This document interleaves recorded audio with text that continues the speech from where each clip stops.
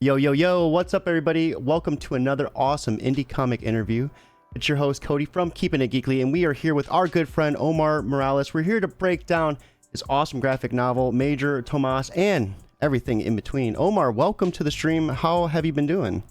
I've been doing well, man. Thanks for having me, and I'm really pleased to be one of your first guests as you get back into the mix. You know, and I know you've had some life events and things keeping you from podcasting, and super happy to be here, man. Yeah, you know, life will life, but nothing keeps the good fight from Keeping It Geekly. So we are here in the flesh, here to break down an awesome graphic novel. I loved it. I had the chance to read it before we went live, and we'll keep it relatively spoiler free, but diabolical twist. I love the setup. You had me hooked, and then just trauma. But first and foremost, before we get into diving into space, Omar, where did it all begin for you with creating comics? I would say I'd go all the way back to like my first days of kindergarten. I didn't speak any English as a kid. I only spoke Spanish, and so right away the nuns at the Catholic school told my parents, like, hey, we got to find something for Omar that he's interested in and immerse him with English. Like, quit talking to him in Spanish. Don't let him read anything in Spanish. Just all English. So they sat me down in front of the TV and were like, all right, you're going to watch Spider-Man reruns after school, and you're going to read comics, and here's some coloring books. And I would also read a lot of toy packaging, like the back of a toy, which describes this is Luke Skywalker and Bespin fatigues, you know, like, you know, that's how I started learning English. And then I started drawing and writing my own little comics in like grade school. And then I kind of put comics aside for a while. And then as an adult, you know, I had time, I had a little bit of discretionary income. I was like, all right, I think I want to start making comics. And so it was a long process just to learn how to write a proper script format, and then even longer to figure out, you know, the world of publishing and editors and pitching, and like all that stuff takes time and patience. And so here I am, man. That's the backstory. I love it, especially just the ability to use comics in themselves to help learn English, to watch shows. I mean, you can't really go wrong learning a second language, like using that medium, I feel. Absolutely, man. Like Marvel, especially back in the day, they didn't dumb things down at all.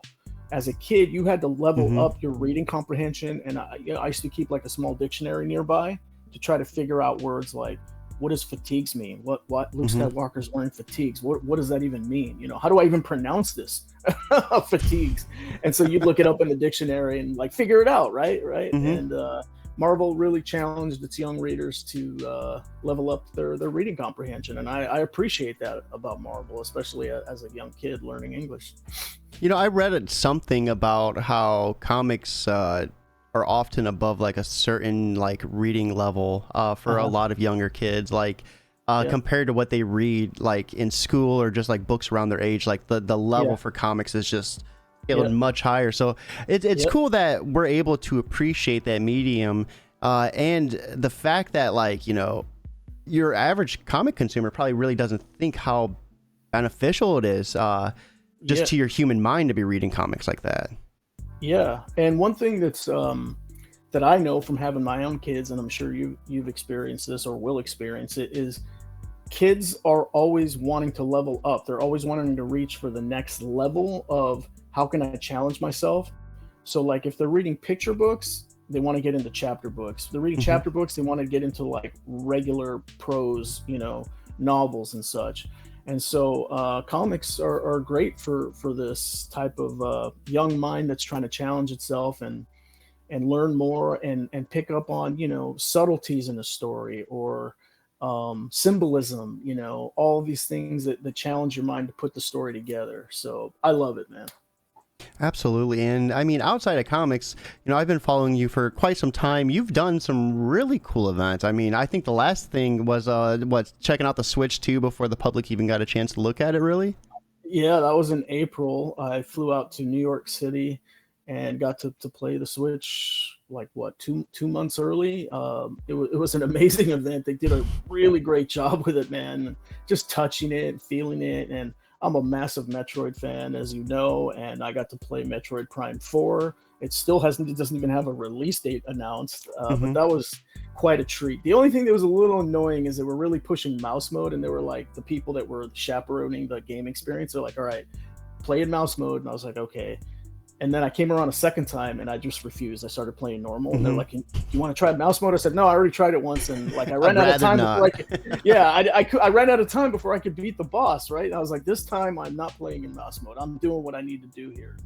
Beat this boss. So how'd you end up getting involved with that type of stuff? It's my day job. I have a connection into the gaming industry through my day job, and no big flex.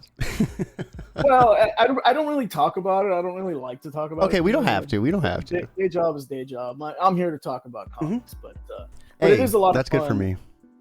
Being able to go to like Nintendo HQ or PlayStation HQ or Xbox HQ, all these places, and I get a lot of cool swag. And like the other day, I went to the Nintendo store in San Francisco, and I was wearing a Nintendo Redmond shirt. So Redmond, Washington is where their headquarters is at, their U.S. headquarters.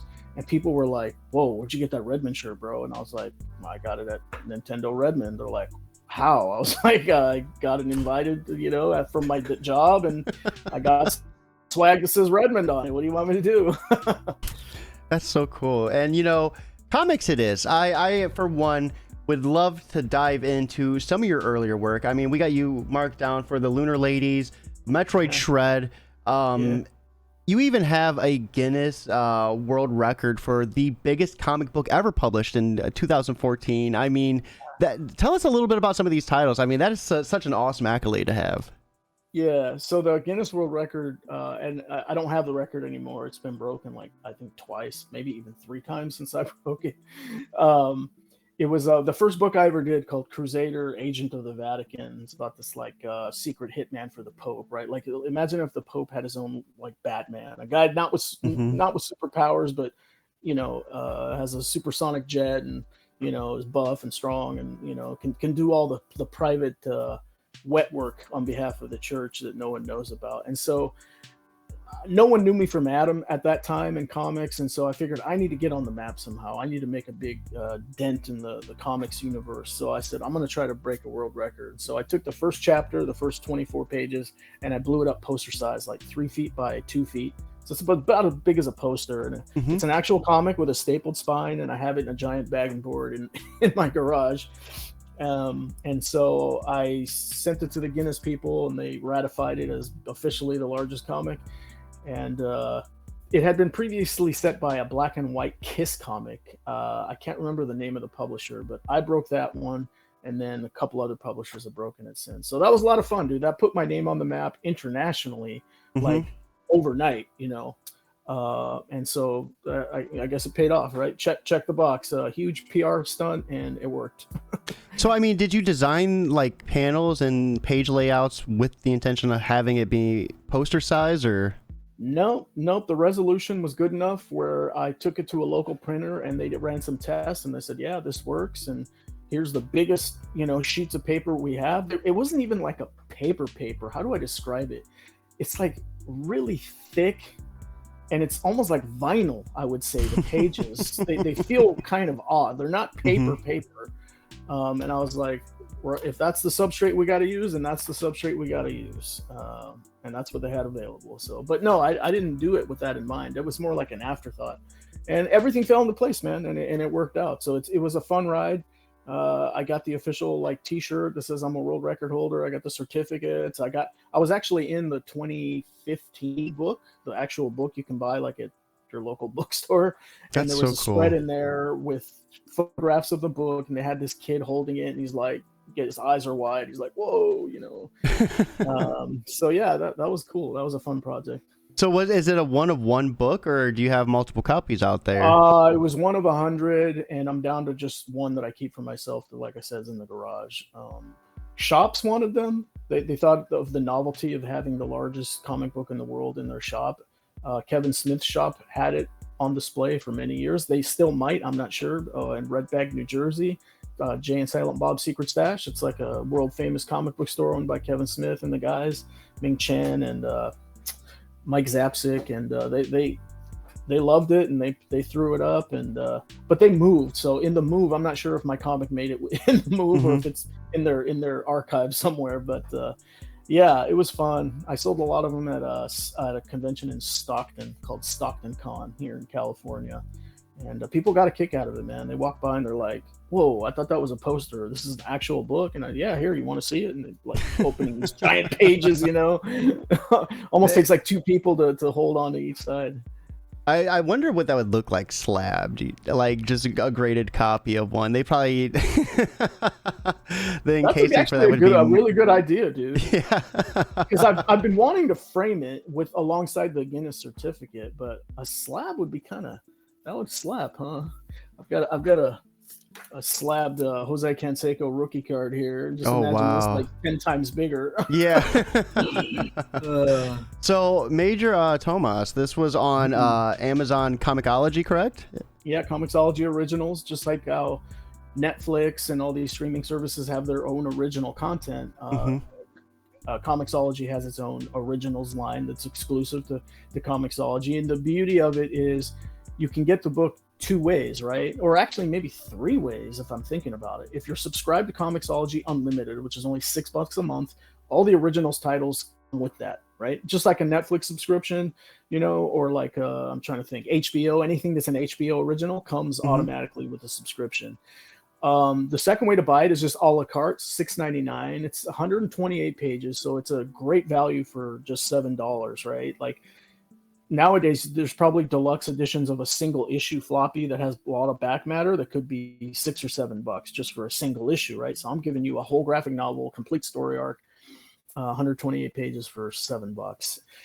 The other way, I think, and I'm not sure, but if you have a subscription to Kindle Unlimited, I believe all the comics content comes along with that, or maybe Prime membership. I'm not sure, but there's lots of ways to get to the book.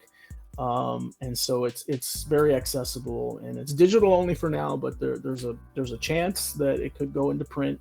Amazon partners with 3 publishers that take the originals line, and then they do short print runs to put the book out into stores. And so I'm really hoping that happens for Major Thomás. So send good vibes if you'd like to see the book in print. I will take the good vibes. We have our good friend Tipsy Pickle joining us over on Twitch. Welcome to the stream. I hope you're having a fantastic night. For everyone that is watching, right here is a link to the Amazon store where you can buy a copy of this digitally. Once again, I had the chance to read it. I loved it. It's about Major Thomás, a young adult space adventure about a Mexican-American farm worker who becomes humanity's first hyperspace traveler for NASA. And I just loved the trials and tribulations we see from start, you know, throughout the whole entire book. Had an awesome foreword, by a real life astronaut as well. So tell us how you ended up making that happen. Yeah, so Jose M. Hernandez is a Mexican-American astronaut, a real life guy who captured my imagination and my soul when I saw him on TV. They showed him in the space capsule, and he was waving an Oakland Raiders flag in space, right? He wanted to take the Raiders into space, and I'm a massive Raiders fan, ridiculously so. And I was like, who is this guy? I got to find out everything about him. And so his real life story from migrant farm worker to astronaut really inspired me. As well as, like, you know, Major Tom, the fictional character from pop culture music, right? David Bowie has done songs about Major Tom. Peter Schilling, the great German artist, did a song about Major Tom back in the early 80s. And those things coalesced with all of my nerdy learning English from comics and science fiction and Star Wars and all of this big jumble, this pot, you know, stirring in my head, birthed Major Thomás. And with Jose, the astronaut, he comes from the exact same hometown as my dad, which is an unbelievable coincidence. It's a place called La Piedad, Michoacan, Mexico. And I reached out to him, and I reached out like 10, 11 times, got no response. And funny enough, that mirrors his experience with NASA, where he applied to NASA like 11 times and got rejected. And I think he finally got in on like the 12th, 13th try. And part of me thinks he was testing me to see, like, is this guy really serious? Well, then let's see how much ganas he has and how hard he's willing to work for this forward. And once the book was done, I was like, all right, Jose, like I used to write to him on my birthday every year. I was like, I'm back again. I have a finished book. If you want to see it and approve it, you can look at it, and then let's see what's up. And he wrote back, and dude, within like 24 hours, 48 hours, he had the thing done. It's so beautiful, his words, so touching at the very beginning of the book, talking about how it reminds him of his own journey. Obviously in his journey, there's no, robots and aliens, at least not that we know of, right? So I did a really bombastic, over the top science fiction coming of age type of story, whereas his, story is a lot more straightforward. But I think he really enjoyed it, got a kick out of it, and it's been a great partnership, man. He's local here in the East Bay. I think my cousin has done some charity work with him, so there were just a lot of synergies. And to top it all off, there's a movie about his life called A Million Miles Away, starring Michael Pena as Jose the astronaut, that's streaming exclusively on Amazon Prime Video. And so my book is on Amazon Comixology exclusively. And so there was just a tremendous synergy from being from the same hometown as my dad, to the parallels with his story, to both of us having an exclusive product on Amazon. It was just meant to be, dude. As I've been telling people, it was written in the stars. And a lot of parallels that I seen, were within Major Thomás. I mean, it was awesome the way it was written and constructed. I'm gonna try to refrain from spoiling too much of the story, but I mean, we have such an awesome come up story for Thomás, and just the trials and tribulations he deals along the way. Imposter syndrome just hits so heavy in that beginning. Being destined for greatness, and wondering if you're capable of doing it. And coming up, I didn't have a super wealthy upbringing. So it's like a lot of this like resonated, because you wonder if you're capable of achieving your dream, or achieving what you envision as happiness. And it just, this was such an awesome story. Where did the inspiration for it come from? Well, again, it was just this giant pot of things that were percolating and bubbling up from all my influences, but also, from my own life. I'm a son of immigrants, and I learned in college in sociology class that people that are first generation Americans born of immigrant parents, they suffer from what they call a marginalized man syndrome, where you don't feel quite part of the old country and that culture, and you don't quite feel like you fit in with the new country and the new culture. You're kind of stuck between two worlds. And I struggled with that a lot as a kid, as well as, some bullying. There was a kid in my neighborhood, and he was a few years older than me and my friends, but this guy didn't have any friends his own age. So he just kind of glommed onto us and would pick on us and bully us. And he was racist. He was a neo-Nazi. He was very militant. He was, later on in life, became a skinhead. And just some of those things very much resonate in the pages of Major Thomás, with bullying, with not feeling like you quite fit in the place that you're at, and just feeling, imposter syndrome. Do I fit in? How do I ever find, what I want in life, especially being impoverished, right? Thomás struggles because he doesn't have the economic resources that a lot of kids have, and being able to chase his dreams. But he finds a way. He earns himself a scholarship from NASA to go to college, and that kind of paves the way for him to join the astronaut program and eventually become humanity's first hyperspace traveler, like a major honor on behalf of all of Earth. And even then, he still has imposter syndrome. And I was reading the other day that one of my heroes, Steph Curry, plays for the Warriors, probably one of the top 3 greatest basketball players in the world. He's won 4 championships in the last 10 years. He has imposter syndrome. He recently said that he still feels like, because he's 6'3" and 200 pounds, which is not very big for an NBA player. And so it just goes to show that no matter how successful you are, you can still have doubts about yourself and worry about, am I good enough? Am I doing enough? Right. And certainly that's the case in comics. When you're first starting out, it's like, do I belong here? Do I know what I'm doing? And even after you start to taste a little bit of success, you still ask yourself the same questions. And you still get that nervousness in your belly, especially when a book releases and it's out in the wild and you don't know how people are going to react to it. So yeah, I would say there's a lot of my own angst and my own upbringing that's reflected in the book, as well as, things that are still true today as a creator. So this book is targeted towards a younger audience. Is it difficult to write in that scope? You know, trying to hit that younger audience mark while also trying to make it a little bit inviting for a little bit of the older audience as well. Yeah, it wasn't for me because I figured the only thing I need to do to keep this PG-13 is I'm not going to put any swearing in it, okay? And I probably don't need any, right? The drama is enough by itself to convey the story. And then I was like, okay, I'm not going to have any sexual situations. And those two things, I believe, grant me entrance into the young adult, 13 and up kind of age range. But I put enough in there where it's going to be interesting to an adult reader. The way I look at it is people say, what's the sweet spot for you? Is it junior high, high school? And I think to myself, no, because even 20-year-olds, even 30-year-olds are sometimes still trying to find themselves and still trying to make their mark in the world. And what am I meant for in this world? Sometimes it takes a while to hit your stride. I know for me, I tried a couple different careers before I landed where I landed.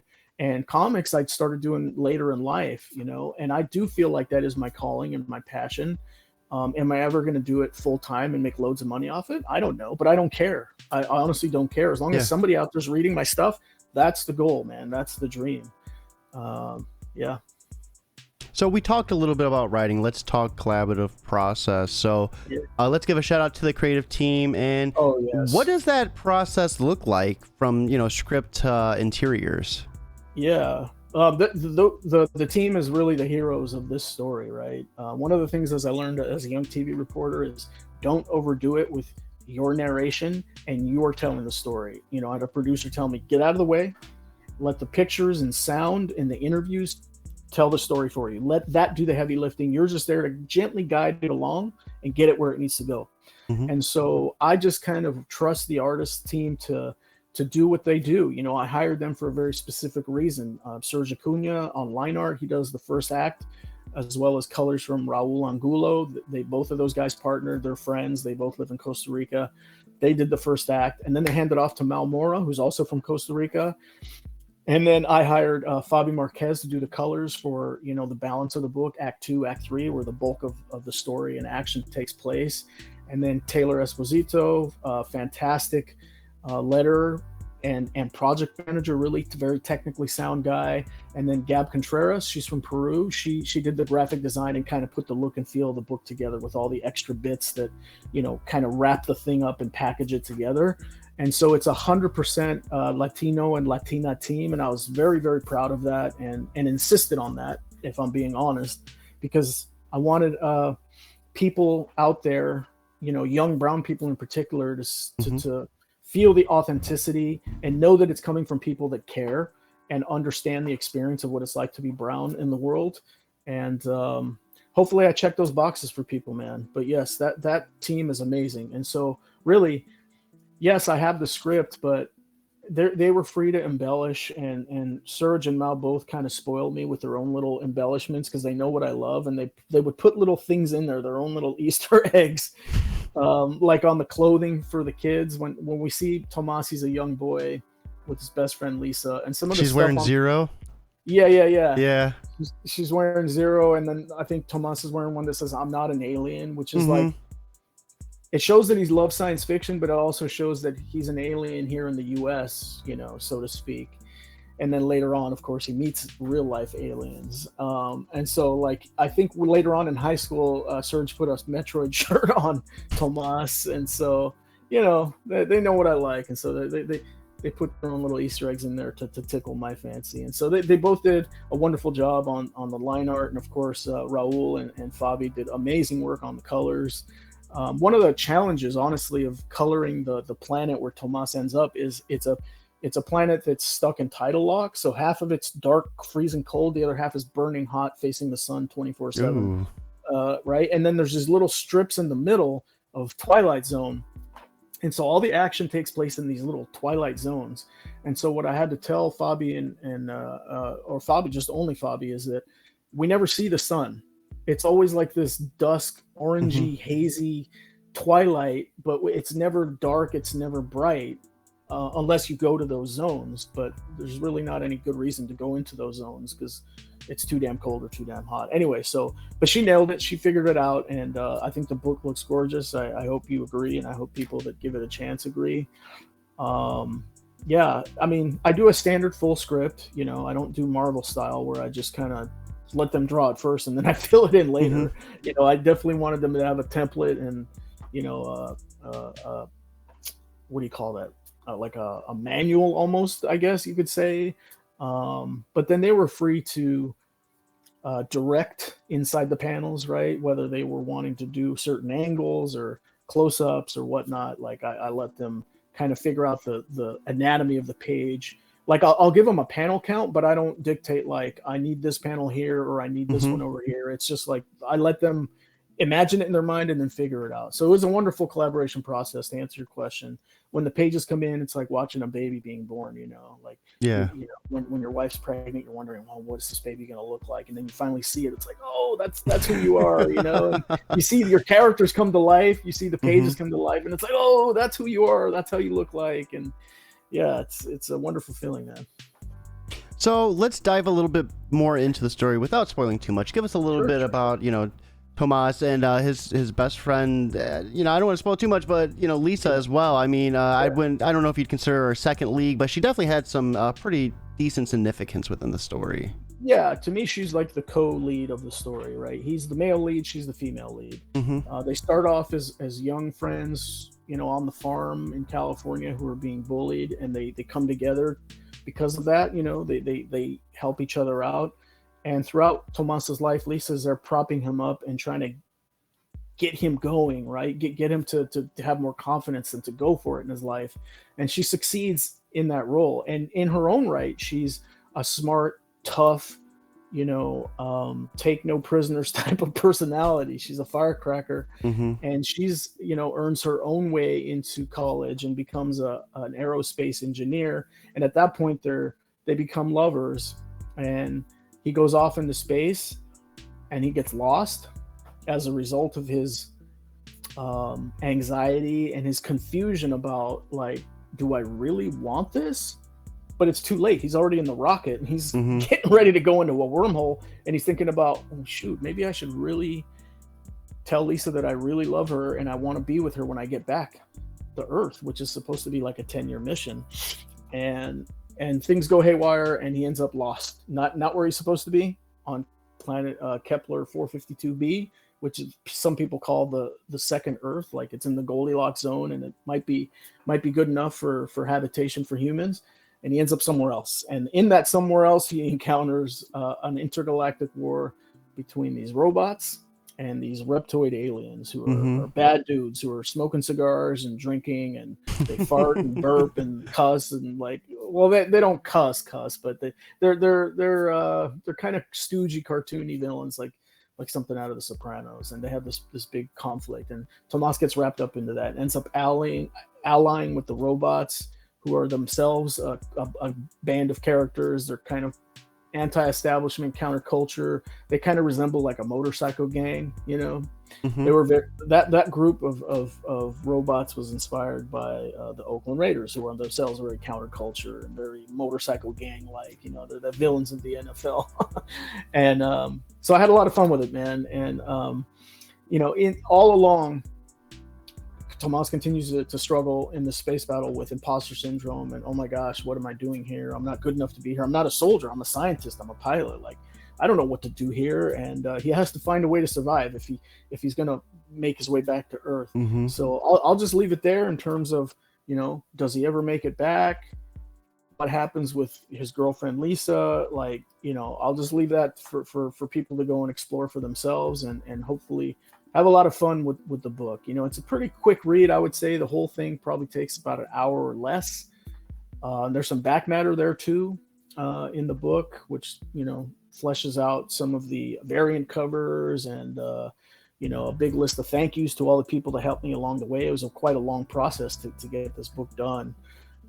So yeah, man, it's a science fiction, young adult, a bit of romance. It's definitely like a coming of age, it starts off kind of slice of life, coming of age, and then it transforms into this like hero's journey. So very timeless type storytelling, very classic tropes and archetypes, and I think it resonates well, and it's easily absorbable. That's always one of my goals as a comics creator, is I want the story to be absorbable such that it gets into you and you're still thinking about it after you finish reading it, right? That's a lot of feedback that I'm getting on the story, is that it sticks with you and you're kind of wondering, what happened there at the end, and like what's going to happen going forward. And so I really want people to want more, and please tell me about it if you happen to pick up the book and you like it, or even if you don't like it, hit me up on social media. I use the same handle everywhere. You see it down here, Omorales81. I use it on all platforms, and I'd love to hear from people.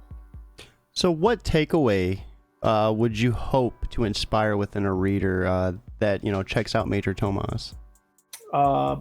Easy. That is, when you have a moment of truth in your life, you have to be focused, right? Not distracted. You have to really know what you want and really go for it, right? These opportunities come up very few and far between, where you get a moment of truth to really make your mark and do something that's important, or that's your dream, and like, don't hesitate. That's kind of the cautionary tale of Thomás's story. And that very much resonates with me, because there have been moments in my own life where I've hesitated and I've regretted it. And so I think that's why you see me now going after comics creation with such a fury and such an intense focus and passion, because I don't want to experience any what ifs or regrets later in life that, I really wish I would have went and made comics, or I wish I would have kept going with it and not quit. Because you see a lot of people start and they start to dabble and make stuff, and then they just kind of fade away and disappear. And like, I never want that to be me. So part of Thomás's story is reciprocal in that his character is inspiring me to keep going and to try to keep going for that dream. And so that's what I really want. It's easy to get discouraged, I guess. You work so hard to hit a certain mark, and then once you hit it, a lot of people wonder what's next, or like, am I able to top what I did now? And it's really easy to hit that and plateau and potentially start to regress. And it's, after hearing your story, one has to wonder too if maybe that was meant to happen. Maybe you were meant to like not have that opportunity pan out, and then it set such a fire within you that you just started creating your own opportunities afterwards. Like, that's the beauty of life, right? Like, one door closes, another one opens up, and it just depends on how hard you open it, and the work that goes into it, how far you'll go. Yeah, and if I look back on my life, and I'm sure other people have experienced this too, is because some of those experiences or some of those letdowns or heartbreaks happened, it all kind of leads up to the point where you're at, and those things inspire how you attack the rest of your life. It could be a romantic relationship, it could be a career aspiration, it could be, hey, I've always wanted to take a vacation to Australia. I'm just making stuff up now, but like one thing I will say to people is, don't feel like it's too late for you. Start, right? It doesn't matter what it is. You want to be a filmmaker, you want to be a poet, just start, just go for it. Think of yourself as that thing and just do it. Go for it. And yes, it's going to be hard in the beginning, and you're all going to make mistakes, and you're not going to like your work in the beginning, but just keep doing it. And like, the famous story goes, Stan Lee's success was, he was like 45 years old or something. He made the Fantastic Four on a whim. He was getting ready to quit comics, told his wife, I'm going to quit. And she goes, before you quit, do one story that you just can't live without, that you think is different from anything else that's out there, and go out with a bang. Fantastic Four issue #1, and the rest is history, and that happened to him later in life. So now, I'm not suggesting people at 50 years old can go try out for the NFL, because it might be too late for that. But hey, you could go join a flag football league and be a hero and a star of a 50 and up flag football league. I think you're onto something, because I would pay money to see 50-year-old men playing football. Just a league of just like old timers, just like slugging it out. I know in basketball it's pretty common. They'll have like age brackets, or like height brackets. Like that's important for me. I'm not a very tall person, so I'd love to join a basketball league of shorter guys. That'd be fun. I could be like Charles Barkley out there or something. So I know this is your first time being on the show. I always love wrapping up the sit down with a piece of advice and then what you're consuming outside of creating. And typically for first time appearances, I always love and we dabbled on this a little bit, so maybe we can explore it a little bit deeper. But I always love asking the question, for anyone out there looking to start writing for the first time, just start getting that script started, taking the idea and translating it to paper, or screen, whatever. What would be your biggest piece of advice for them to help them along the way? Do your homework, right? There's lots of resources out there for how to write a screenplay or how to write a comic book script. There's no standard comic book script, but they all look pretty similar, right? Mm-hmm. It's like panel 1, you describe it, and then you have the dialogue and the sound effects under that. And then panel 2, and you rinse and repeat until you have the page finished. Then you move to the next page, and then same breakdown, right? So for me, I studied an annotated version of All-Star Batman and Robin. It was Frank Miller and Jim Lee, 2 absolute legends in the industry. And in the back matter, was Frank Miller's full 22-page script. And it was a full script, right? It even awesome. had decimal points for each and every caption, piece of dialogue, or sound effects. And I studied that thing backwards and forwards. And so what I did to kind of test myself is I said, all right, I'm going to write a comic script with my own characters and my own situations, but I'm going to copy Frank's exact breakdowns panel by panel. And what I found very quickly is you can't squeeze your story into someone else's skeleton, right? You have to create your own skeleton. So I scrapped it after 3 pages, and that's when I learned, okay, I've got to imagine these panels on this page on my own, and then I fill in the guts of what goes in those panels. And so that was a great learning experience for me. So you learn by doing. I guess that's the advice. You learn by doing. You want to make a movie, get your camera, go out, start shooting. You want to make a comic, go out there and start experimenting. Like if you're a writer, go hire an artist and do a short story, 4 pages, 8 pages, 12 pages, whatever.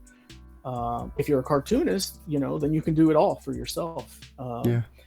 But learn by doing, right? Whether it's music or whatever, you play in the stock market, learn by doing. Go make some mistakes. Maybe you lose some money, but you keep at it and you study the trade, you study the game, so to speak. And that's my advice. And we learn so much from failure in itself, which seems so weird, right? It seems like so weird to want to acknowledge that failing is almost just as important, if not more, than winning. Some awesome advice there. I really always appreciate hearing, stuff that is just raw and genuine. So thank you for that. Outside of creating, what are you playing? I see this CRT in the back. I know you probably got a Switch 2 already. Like, give us the deets. What are you gaming on? Okay, so I just finished Metroid Prime Remastered. It took me forever and a day. I'm a very slow player. Like, I don't play hours at a time. I play, to the next save point, and then and then I turned it off and I come back to it. So I just finished Metroid Prime Remastered, and boy, was that a hard boss fight. Oh my god. Just getting past the little robot Metroids that kind of regenerate and reanimate themselves like very quickly. It was so hard to get away from them. And then you have to fight the boss in like various stages. Like, the boss, like, it feels like you got to beat him 10 times before he finally goes down. So what am I playing? Mario Kart World, obviously, with the Switch 2. So fun. It's there's new tricks and things you can do. But one thing that my kids are really salty about is you can't customize the karts anymore. Oh, really? Everything about the cart, like the tires, the trim, the colors, the body style. If you had like a fin on it, for the wings when you're up in the air and stuff, you could customize all that. Now it's like standard cookie cutter. You just choose your car and that's it. You don't get to choose anything about the car. And so apparently that saved time on development and let them pour more time into creating more playable characters. And obviously the world is huge. There's a ton of tracks. So what's the meta like then? I mean, are characters still like weight based? Like, obviously the smaller characters are lighter, so they go faster, but then they get knocked off course easier by the heavier characters. Like, how does that work? Yeah, that's all still the same. See, like for me, like I like a car that's like low to the ground and Hmm. it's like really easy to steer, but like and then again you can't really customize anything anymore. Hopefully that changes over time, because like the last Mario Kart lasted like what, almost 10 years, and they added so much to it over time to the point where Yeah. they were introducing Mercedes cars and I have like all kinds of 400 crazy. hours in Mario Kart 8. Like, Yeah, like I played right. that thing on the Switch like to no end. Yeah, Waluigi main, for life. Waluigi, all right. I did what Waluigi and the caterpillar. I forgot what the name of it was, and then Wario and the scooter were my two favorite combos. Yeah, yeah. I've always just played as Mario because my son loves Luigi. He always picks Hmm. Luigi. My daughter loves Rosalina, so she's always Rosalina. And then my wife plays as Peach, so I'm stuck with Mario. But Tatsu Yoshi's Peach fun to play is with. superior for real. Yeah, yeah. The other day I played as Monty Mole, and that was a lot of fun. I don't know if he's playable in Mario Kart 8, but he's in the new one. Everything's in the new one. You can play as like the cow. You can play as you know a piranha plant. Is crazy, Hmm. but it's such a fun game, and it's easy to get into and get out of. Like if I don't want to play a full-on race, I can just go in there and do off-road mode where you're just driving in between the tracks Like and you Diddy Kong, discover things. What do you mean? Diddy Kong Racing, N64. Oh yeah. It's like open world where you don't have to do a race. That's You can cool. just mob around and go in between the tracks in this huge world. At one point, you're actually driving on water if you want. You're going under a bridge, and I discovered some hidden gems and got some Ooh, unlockable things just exploring. So that's yeah, really this game's cool. gonna last 10 years, and I really hope they add a ton of content to it, just like they did with the last game. But yeah, that's what I've been playing, Mario Kart. And then I'm dying for Metroid Prime 4. Obviously, I got a taste of it in New York, and like Hmm. I cannot wait. The game I got to play, it feels a lot like Halo, and that's not a bad thing.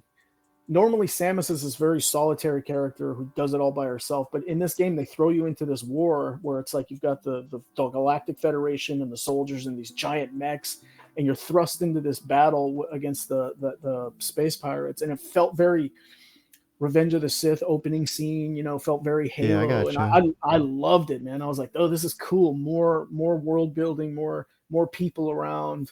And eventually, I'm sure they put Samus back on the solitary track by herself. But yeah, dude, I can't wait.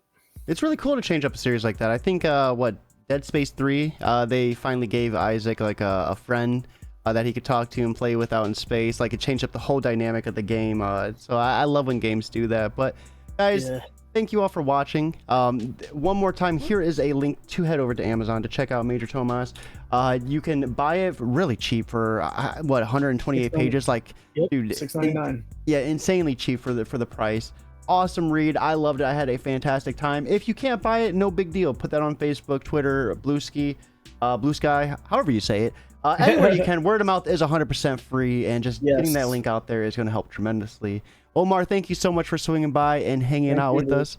Awesome chat. Everyone else watching, I hope you have a fantastic night, but most importantly, keep it geekly.